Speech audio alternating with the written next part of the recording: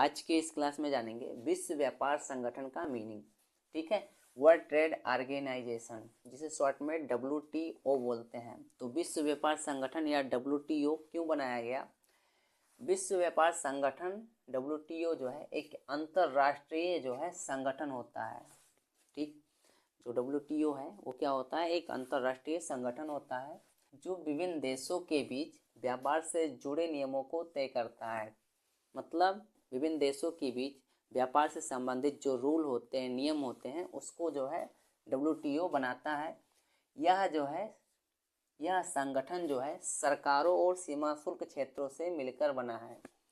जो WTO होता है वह सरकार के द्वारा और जो सीमा शुल्क क्षेत्र होते हैं, ठीक है, उसके द्वारा मिलाकर WTO को बनाया गया है। WTO के जरिए देशों के बीच व्यापार के जो नियम होते हैं वो तय किए जाते हैं और उनका पालन जो है किया जाता है। WTO आधिकारिक तौर पर 1 जनवरी 1995 को मार्केस समझौते के तहत शुरू किया गया था। सन याद रखो, इसको कब शुरू किया गया? तो 1 जनवरी 1995 को मार्केस समझौता, ठीक है, मार्केस समझौता के तहत इसको शुरू किया गया, जिस पर 15 अप्रैल 1994 को 123 देशों ने हस्ताक्षर किए थे, सिग्नेचर किए थे। ठीक है, 15 अप्रैल 1994 को इस पर जो है 123 देशों ने हस्ताक्षर किए थे, जिसने गेट की जगह ले ली।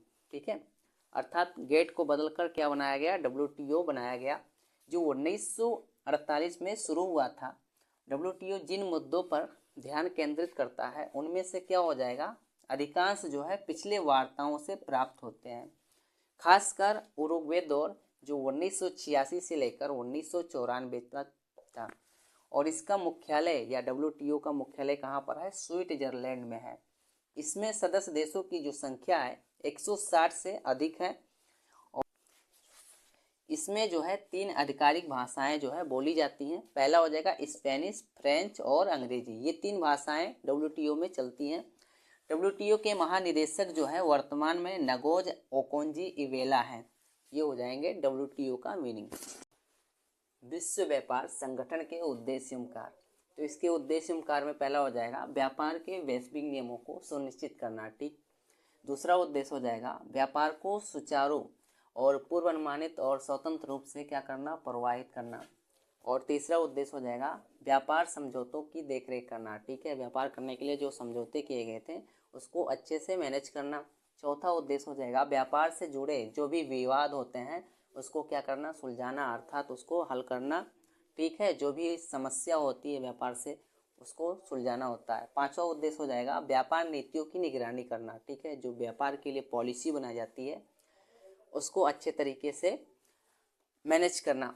6 उद्देश्य में हो जाएगा व्यापार सहायता प्रदान करना। ठीक है, और 7वां उद्देश्य हो जाएगा अविकसित देशों का विकास करना। जितने भी अविकसित देश हैं उसको क्या किया जाए?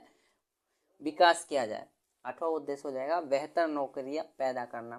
ठीक, ये हो जाएंगे विश्व व्यापार संगठन के उद्देश्य एवं कार्य।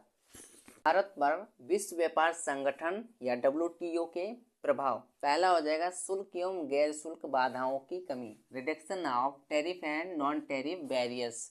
इस समझौते में जितनी भी विनिर्मित उत्पाद होती हैं उस पर जो है उच्चतम और औसत शुल्क में व्यापक कमी और निश्चित अवधि में जो भी मात्रात्मक प्रतिबंध होता है उसको जो है समाप्त करना इसमें शामिल होता है। इसका प्रभाव यह है कि जो भारतीय कंपनियां प्रतिस्पर्धी हैं वे जो है व्यापक बाजार पहुंच का लाभ उठाने में क्या होंगी? सक्षम होगी। दूसरा हो जाएगा व्यापार संबंधी बौद्धिक संपदा अधिकार, जिसे बोलते हैं शॉर्ट में ट्रिप्स। ठीक है, trade related intellectual property right. एक बौद्धिक संपदा अधिकार अमूर्त संपत्तियों के जो निर्माता होते हैं उनको जो है कानूनी मान्यता प्रदान करने का प्रयास करता है। और इस समझौते में संपत्ति की जो है कई श्रेणियां शामिल होती हैं, जैसे कॉपीराइट हो गया, ट्रेडमार्क हो गया, भौगोलिक संकेत हो गया, डिजाइन हो गया, औद्योगिक सर्किट और जो व्यापारिक रहस्य होते हैं इसमें शामिल होते हैं। तीसरा हो जाएगा व्यापार संबंधी निवेश उपाय, जिसे बोलते हैं शॉर्ट में ट्रेम्स। ठीक है, ट्रेड रिलेटेड इन्वेस्टमेंट मेजर्स।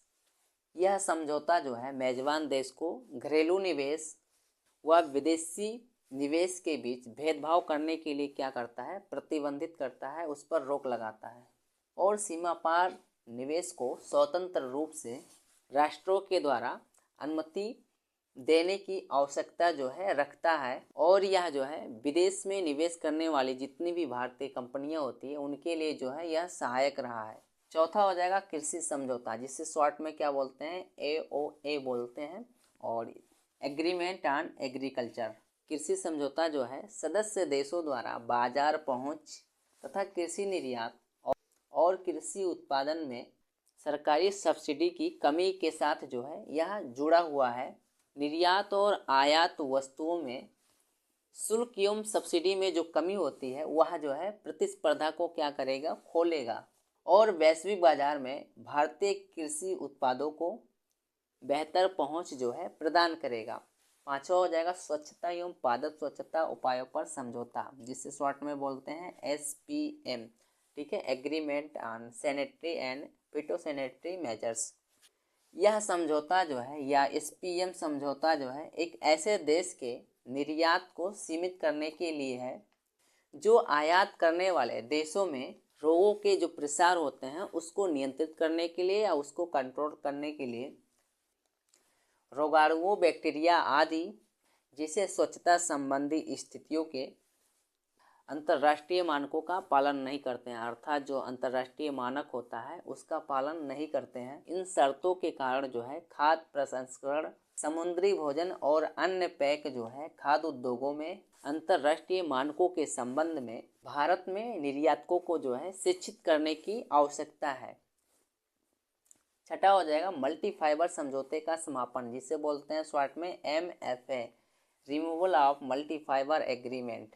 अब इसको जो है 1 जनवरी, ठीक है, 1 जनवरी 2005 में इसे जो है बिल्कुल समाप्त कर दिया गया और इससे जो है कई यूरोपीय देशों में कपड़ा आयात पर मात्रात्मक प्रतिबंध जो होता था उसको हटाया गया। परिणाम स्वरूप क्या हुआ, भारत जैसे विकासशील देशों के लिए एक कपड़ा बाजार जो है खोल दिया गया। इसका लाभ जो है लेने के लिए भारत को वैश्विक स्तर पर प्रतिस्पर्धी होने के लिए क्या करना चाहिए, आधुनिकीकरण, मानकीकरण और लागत दक्षता पर जो है भारत को ध्यान केंद्रित करना चाहिए। ये हो जाएंगे भारत पर WTO के प्रभाव।